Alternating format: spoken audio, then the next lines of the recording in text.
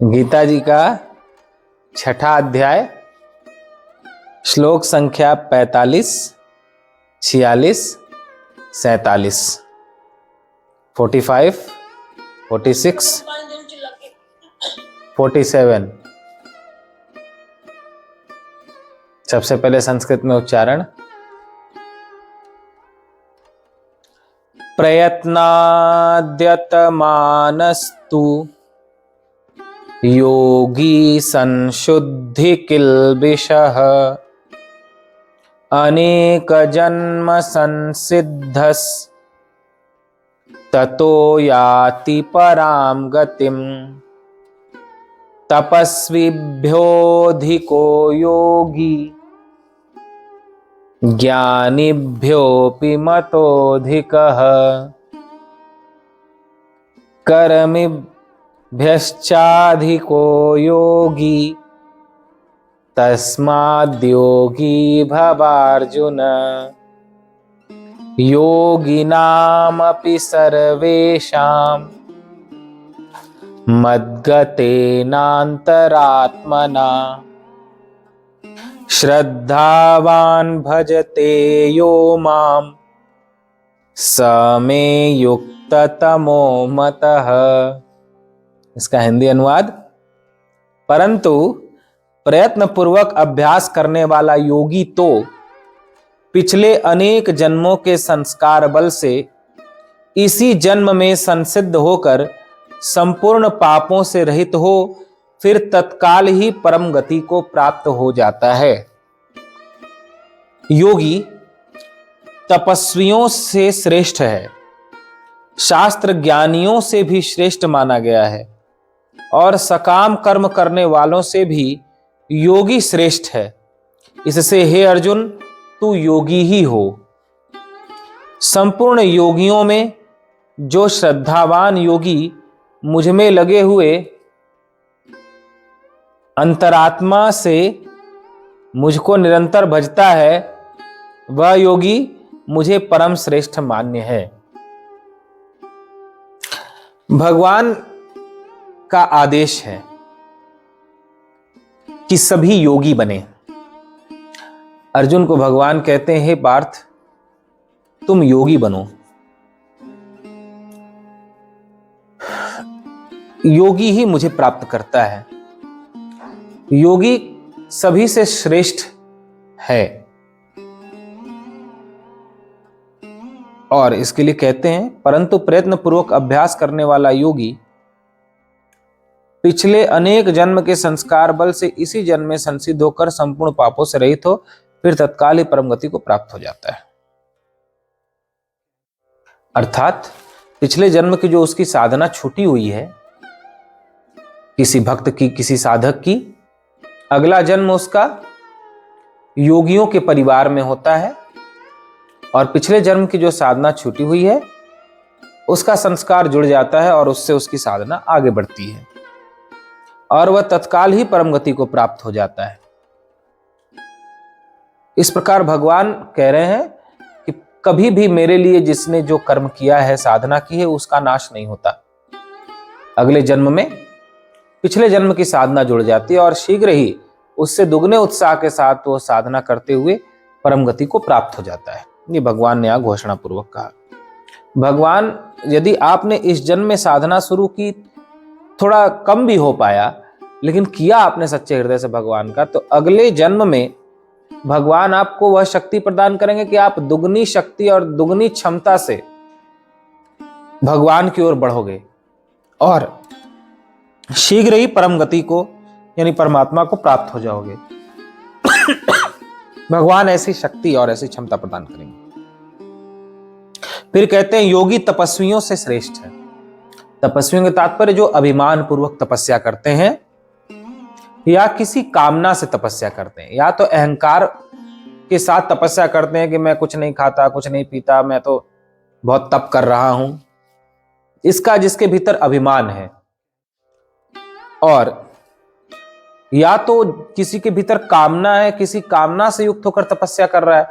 जैसे तपस्या तो रावण ने भी की, कुंभकर्ण ने भी की, तपस्या कंस ने भी की, जरासंध ने भी की, इन राक्षसों ने जितनी तपस्या की उतनी कोई कर नहीं सकता। विचार करो, जितनी तपस्या जितनी भक्ति राक्षसों ने की उतना कोई कर पाता है क्या? भले राक्षसों की बुराई की जाए, रावण का पुतला जलाया जाए, कंस वध किया जाए, लेकिन उनकी तपस्या तो देखो कि उन्होंने कितनी तपस्या की। लेकिन दोष क्या था कि तपस्या के बदले वे अपनी कामना की पूर्ति करते थे, या तपस्या के बदले शक्ति पाकर लोगों का अनिष्ट करते थे। तो तपस्वियों से योगी श्रेष्ठ है।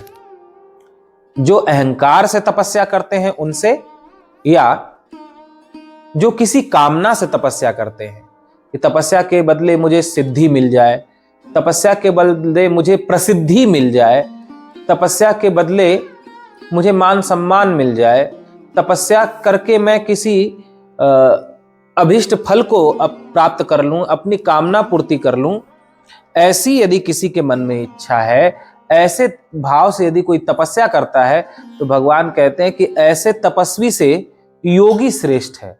योगी यानी जो भगवान का भक्त है, निष्काम योगी। योगी का तात्पर्य निष्काम योगी, जो निष्काम भाव से केवल भगवान के लिए जप कर रहा है, भगवान की सेवा कर रहा है, जिसके मन में कोई कामना नहीं है, वो जो भी कर रहा है, जप कर रहा है, ध्यान कर रहा है, जो कुछ भी कर रहा है भगवान के लिए कर रहा है, तो वह योगी जो केवल भगवान के लिए ही समस्त कर्म करता है, वह ऐसे अहंकारी तपस्वियों से श्रेष्ठ है। शास्त्र ज्ञानियों से भी श्रेष्ठ माना गया है। शास्त्र का ज्ञान तो हो, पाठ करता हो, स्वाध्याय करता हो, सत्संग सुनता हो, लेकिन उसके भीतर अभिमान हो शास्त्र के ज्ञान का कि मैं तो जानता हूं, बहुत जानता हूं। अपने अभिमान पूर्ति के लिए यदि वह ज्ञान का प्रयोग करता हो ताकि लोग जाने कि हमें बहुत ज्ञान है, तो शास्त्र ज्ञानियों से, ऐसे ज्ञानियों से भी योगी श्रेष्ठ है।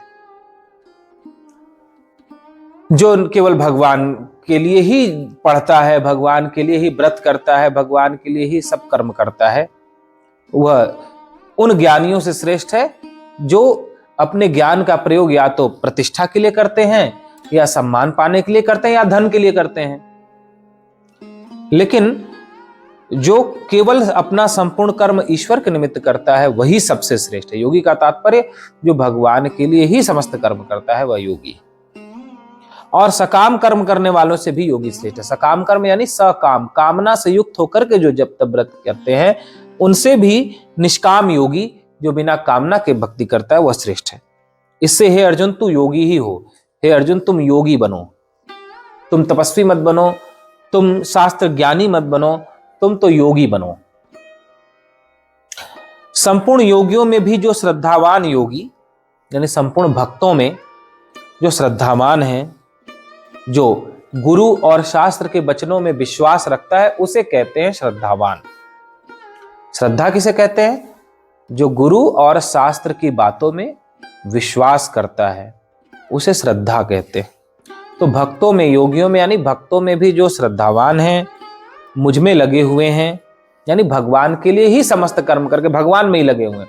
उनका खाना पीना, सोना बैठना, उठना जागना भगवान में ही है, उन्हें भगवान के अलावा कुछ नहीं चाहिए।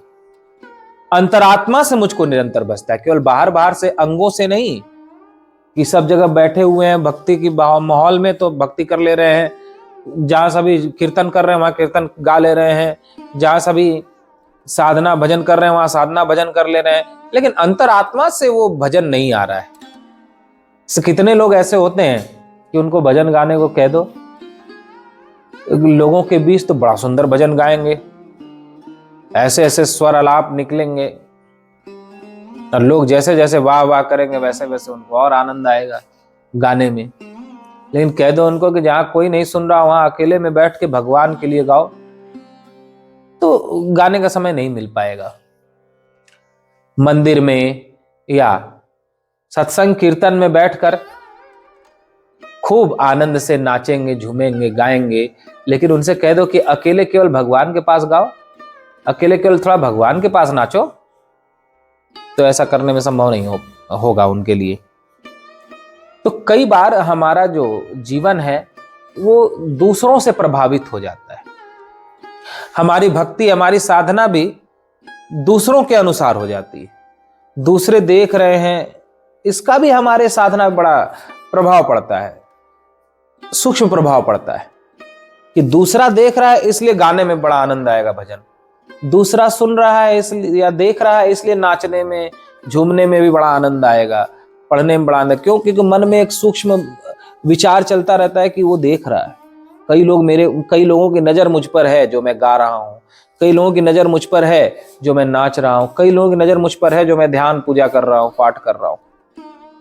तो ये सूक्ष्म अगर आप विचार करो, कभी आप मंदिर जाते हो या कहीं और भी जाते हो, तो सूक्ष्म रूप से कई बार जब आप देखोगे तो पाओगे कि दूसरे को दिखाने का भाव कहीं ना कहीं मन में जरूर रहता है, चाहे भले सूक्ष्म रूप से हो, आप उसे जान नहीं पा रहे हो। लेकिन जितना ध्यान आप अकेले में नहीं कर पाते, अगर 4 लोग बैठे हुए हैं तो ज्यादा ध्यान कर लोगे, क्योंकि 4 लोग देख रहे हैं। जितना आप जब अकेले नहीं कर पाओगे, वहां जहां 4 बैठे होंगे, आप पर उनकी नजर होगी, आप वहां पे और ज्यादा कर लोगे। क्यों? क्योंकि वो देख रहे हैं।